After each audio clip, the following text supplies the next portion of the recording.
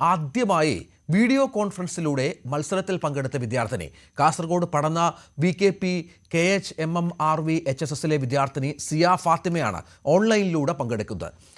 Vasculitis എന്ന ഗുരുതര രോഗം പിടിപെട്ട് വീട്ടിൽ ക്വാറന്റൈനിലാണ് സിയ. കലോത്സവ ചരിത്രത്തിലെ തന്നെ അസാധാരണ കാഴ്ചയ്ക്കായിരുന്നു വേദി 17 മുല്ലപ്പൂ സാക്ഷ്യം വഹിച്ചത്. സിയ ഫാത്തിമയ്ക്കായി കലോത്സവ നിയമങ്ങളും ചട്ടങ്ങളുമെല്ലാം മാറ്റിവെച്ചു. വിദ്യാഭ്യാസ മന്ത്രിക്ക് സിയ എഴുതിയ വൈകാരിക കുറിപ്പാണ് ചരിത്ര നിമിഷത്തിന് കാരണമായത്. മത്സരം കാണാൻ മന്ത്രിമാരുമെത്തി. ആ കുട്ടിയുടെ അവസ്ഥയാണ് ഞങ്ങളെ ഇതിനെ പ്രേരിപ്പിച്ചത്. ആ കുട്ടിയുടെ ഒരു മന്ത്രിക്കുള്ള ഒരു റിക്വസ്റ്റ് ഉണ്ട്. ആ റിക്വസ്റ്റ് ഹൃദയഭേദകമാണ്. അവനിതിൽ പങ്കെടുത്തില്ലെങ്കിൽ എന്ത് സംഭവിക്കുമെന്ന് പറയാൻ വേണ്ടി പറ്റില്ല.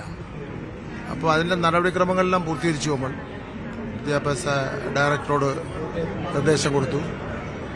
അവിടുത്തെ കാസർഗോഡ് ജില്ലാ വിദ്യാഭ്യാസ ഓഫീസർ, കളക്ടർ, പിന്നെ ബന്ധപ്പെട്ടവരുടെ എല്ലാം റിപ്പോർട്ട് വാങ്ങിയ ശേഷം അവർ ചില നിർദ്ദേശങ്ങൾ വെച്ചിട്ടുണ്ടായിരുന്നു. 7 നിർദ്ദേശങ്ങൾ. ആ നിർദ്ദേശങ്ങൾ പാലിച്ചുകൊണ്ട് മത്സരം നടത്താൻ വേണ്ടിയുള്ള ഉത്തരവ് കൊടുക്കുകയാണ് ചെയ്തിട്ടുള്ളത്.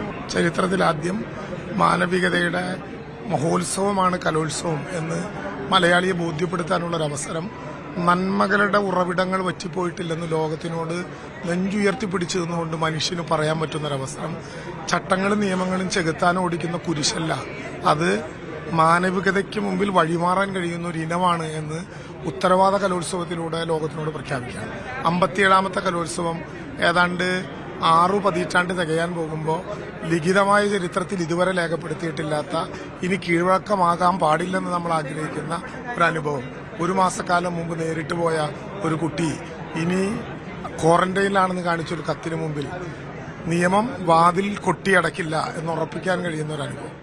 ജീവൻ അപകടത്തിലായ വാസ്കുലൈറ്റിസ് രോഗത്തെ തുടർന്ന് കാസർകോട്ടെ വീട്ടിലെ മുറിയിൽ സിയ ഐസൊലേഷനിലാണ്. വലത് കൈവിരലിലെ രക്തയോട്ടം തടസ്സപ്പെട്ടു. ശരീരം കാർന്നു തിന്നുന്ന വേദനയ്ക്കിടയിലാണ് മത്സരത്തിൽ സിയ പങ്കെടുത്തത്. മകളുടെ ആഗ്രഹത്തിനൊപ്പം നിന്നവർക്ക് സിയയുടെ കുടുംബം നന്ദി പറഞ്ഞു. ന്യൂസ് 18 തൃശൂർ.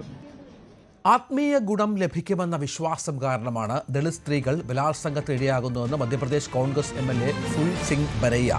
സുന്ദരികളിൽ ആകൃഷ്ടനായാണ് പുരുഷൻ ബലാത്സംഗം ചെയ്യുന്നതെന്നും എന്നാൽ ദളിത് സ്ത്രീകൾ സുന്ദരികളല്ലെന്നും ഇയാൾ പറഞ്ഞു. പരാമർശം വിവാദമായതിനെ തുടർന്ന് ഫുൽ സിംഗിന്റെ പ്രസ്താവന തള്ളിയ കോൺഗ്രസ് നേതൃത്വം MLAക്കെതിരെ കടുത്ത എതിർപ്പുമായി രംഗത്തെത്തി.